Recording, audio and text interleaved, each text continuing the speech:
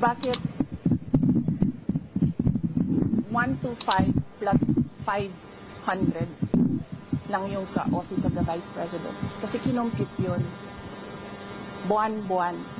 Ang problem sa 125, binigay siya sa amin December na. And the requirement in government offices, you have to utilize money before December 31, before the end of the year.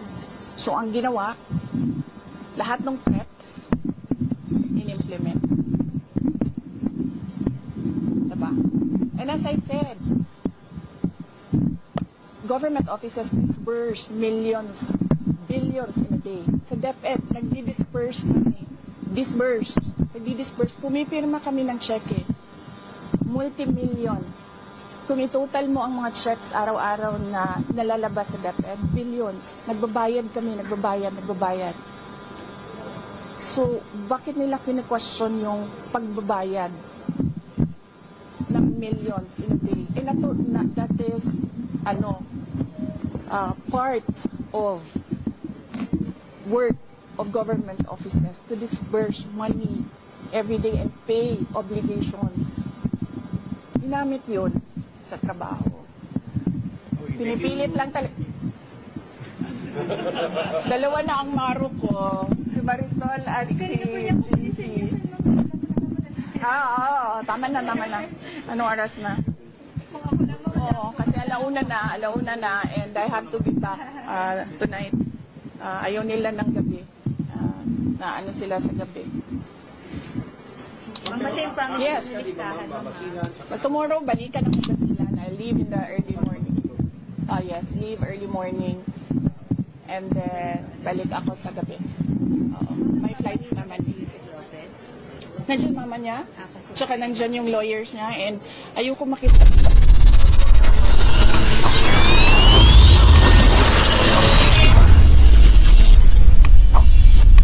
Hanggang ngayon, OVP pa lang din ng papadrug test. I wonder why. No, hindi ako tao na nagpapaareglo. Tsaka hindi ako tao na nabibili ng pera. Are you a threat now to national security?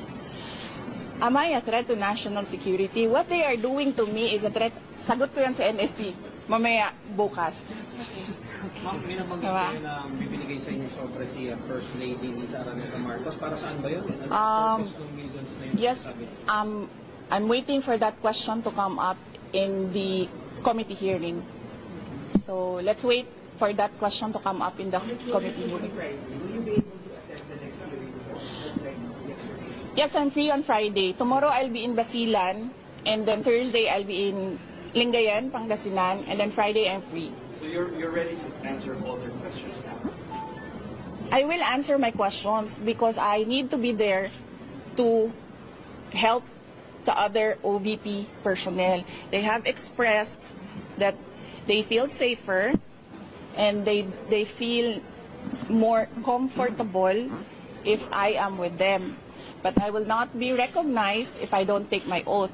So I am forced to take my oath and answer questions under oath because I cannot take care of the OVP personnel.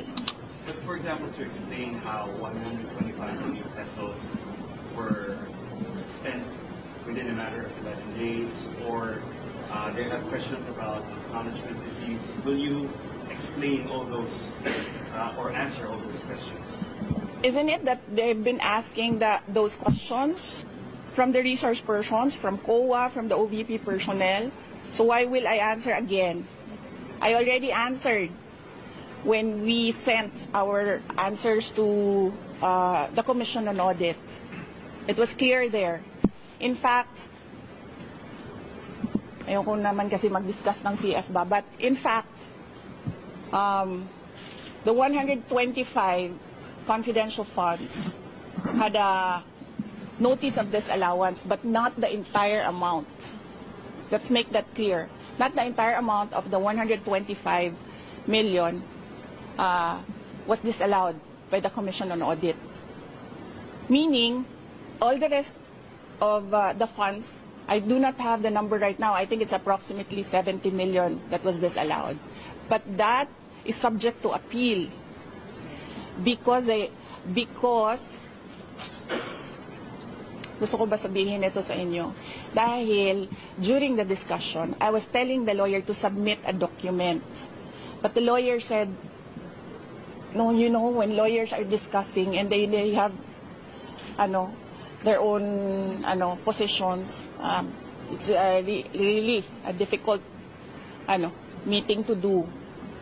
I said to submit, and then the other lawyer said, do not submit. Ay di lumabas yung disallowance. And then sinabihan ko yung lawyer, sabi ko, tingnan mo, lumabas yung disallowance. Sabi ko, sa appeal, ilabas mo yung document. Ma'am, si Colonel Chica and Colonel Nolasco na nabanggit ko naman. Wait lang ha, so tapusin ko lang.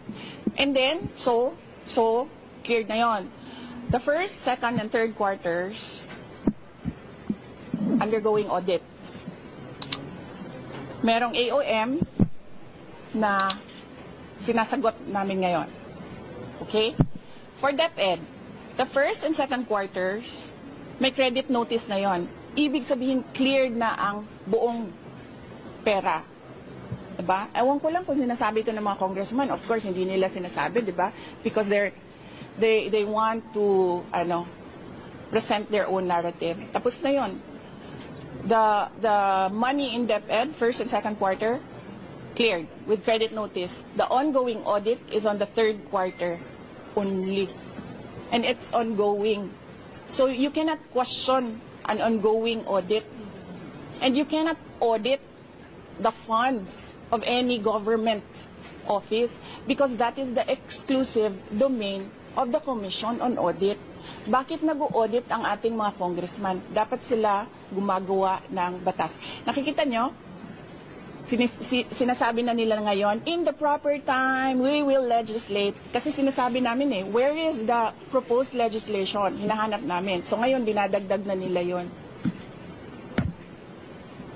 Madali lang naman siya Pakinggan nyo lang, basahin nyo lang lahat ng mga nangyayari.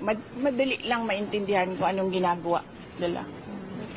Okay? Last question please. Kapag humarap na si Colonel Nolasco and Colonel Chica, mas maintindihan na ba ng publiko at ng Kongreso itong paggastos po ng confidential funds?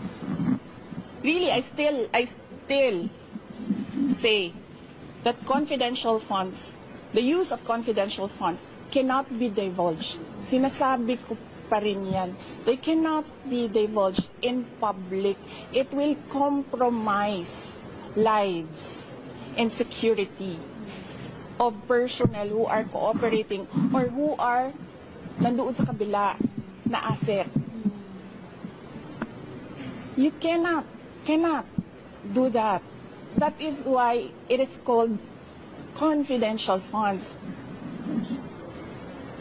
Executive Secretary, reaction to sa comment ko ng ilang congressmen na parang humaharap sa pagdidikitan.